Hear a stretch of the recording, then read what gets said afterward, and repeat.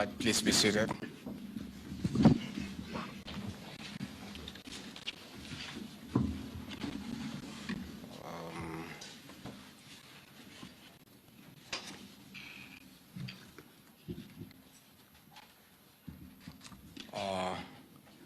Our Principal Secretary for University Education, Ambassador Nabukwesi, the Vice Chancellor of this great institution,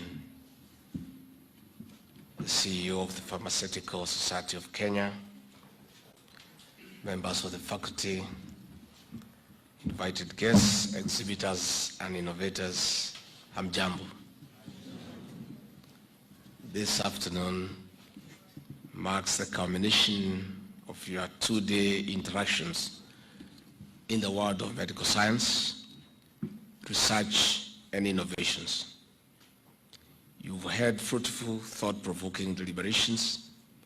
It is my hope that the outcome of the first Kenya Healthcare Innovation Challenge Awards Derby will contribute to strengthening our healthcare system. This is a first step towards pragmatic approaches to finding solutions to the healthcare systems in Kenya.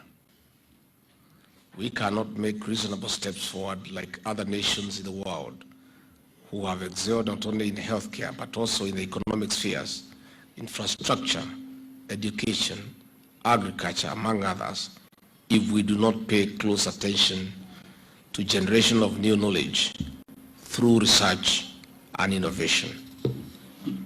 This innovation challenge comes after COVID-19 disrupted the healthcare sector with a spiral effect impacting other sectors negatively.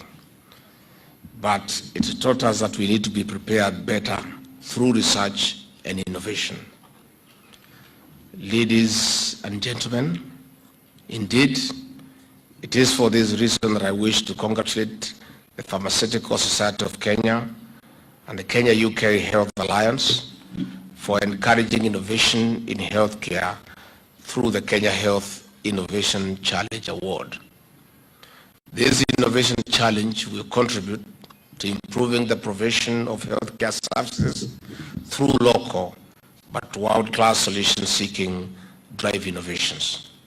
In this regard, I challenge our universities and other institutions of higher learning to emphasize research and collaboration with the local and global institutions to nurture and grow our young innovators and researchers. Ladies and gentlemen and our innovators, the government remains keen in financing research and innovations as well as providing incubation hubs to accelerate realization of Vision 2030. Most of our universities have been funded by the Ministry of Education over the years as innovation and incubation hubs are the flagship projects towards Vision 2030.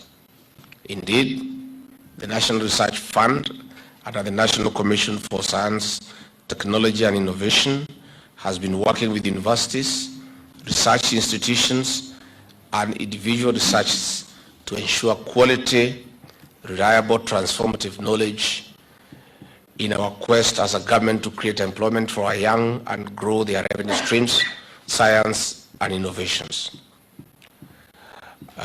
Dear health practitioners, the Innovation Award also happens when we are planning a national rollout of universal health care. Your contribution will not only be key in service provision, but also strengthening our systems. As a government, we count on your support in realizing universal health care for all. Ladies and gentlemen, as I conclude, allow me to say that I'm deeply impressed with the innovations showcased here. They mark the beginning of a new and fascinating journey that will result in tangible changes in our health systems.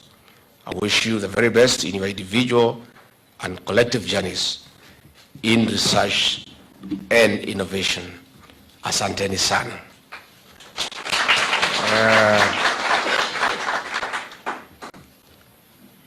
Madam Vice Chancellor, I've never been to this great institution. This is my first day. I just passed here. on my way to Nyeri, on the slopes of the mountain where I was born and brought up.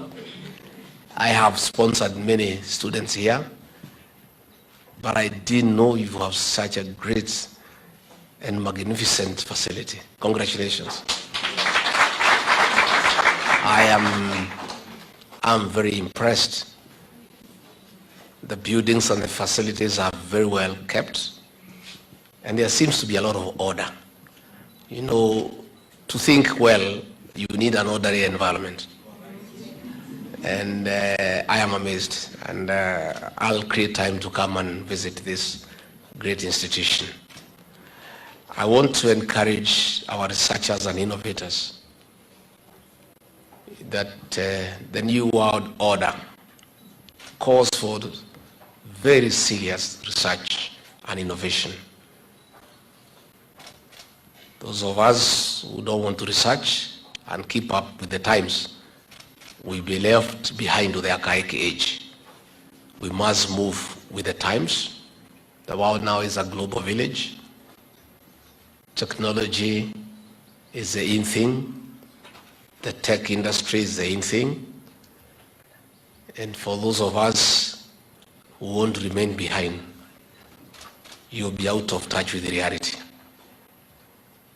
I want to encourage our pharmacists to also go out the extra mile and invest in establishing pharmaceuticals industries in this country. With this research and innovation, there is no reason for us to continue importing drugs from outside Kenya. And if you do that, you'll be our friends with the president, because anybody who creates a single job is our friend. Because we have 6 million young people out there without employment. So if we create and establish pharmaceutical industries in this country to manufacture drugs and other than pharmaceutical products, you not only pay tax for our revenue requirements, but you also create employment as well. So I really want to encourage you that we shouldn't rely so much on imports. With research and innovation, we should be able to manufacture our requirements, our pharmaceutical requirements within the Republic. And that way we'll create employment, we'll expand our tax base, and we'll be able to assist the government to fund recurrent and development expenditure. So this conference is welcome. Please continue, be innovative, think and think well, translate the thoughts into something practical, and that will be a good thing for this country. Finally, I also want to take this opportunity to appeal to the Pharmaceutical Society of Kenya. Today, on behalf of the President, I have inaugurated a steering committee to mobilize resources to assist millions of Kenyans who are starving. So I want to ask your society to make a contribution towards alleviating drought. At the same time, I also want to ask the Vice Chancellor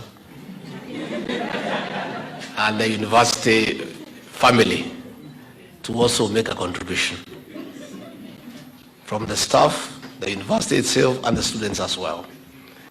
Today, the Kenya Defense Forces of the Republic of Kenya have undergone 1 day's pay towards the National Appeal Fund for Drought Mitigation, and given us 130 million Kenya shillings. So I'm appealing to everyone, including students. They can give us 50 bob each, is good enough. And the steering committee will be, this evening, be announcing the pay bill number so that everybody who wants to make some contribution. No Kenyan should die when you have an extra coin.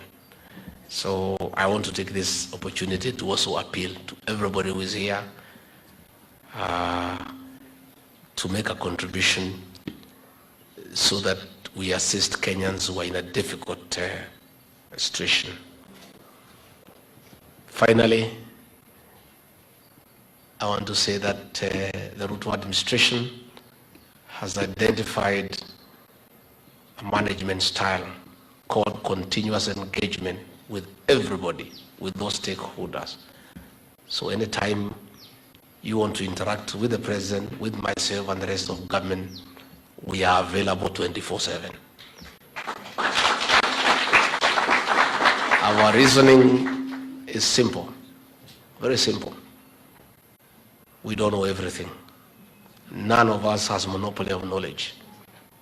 Everybody, including jobless young people, know a thing or two. The fact that they are jobless does not mean their brains are diminished. They have an idea. And the president and I and the rest of us want to enrich our thinking from contribution in terms of ideas from Kenyans. The president has said again and again that he has good ideas, but a good idea must give way to a better idea, and a better idea ultimately will give way to the best idea. I appeal to the people of Kenya not to abandon President William Ruto and I in matters of ideas. We ask for your contribution. Where you think you can make a difference as a Kenyan, where you think you can enrich the thinking of the president on how to improve lives, how to improve the quality of life, please don't hesitate. That is why in matters of education, the president has established the Presidential Working Party on educational reforms. That team of eminent professionals and educationists has gone around the country and received memoranda and ideas on how we can improve our education system. Never shy away from making a contribution. Whatever you know can help this country. With those many remarks, thank you very much. May God bless you and bless you abundantly.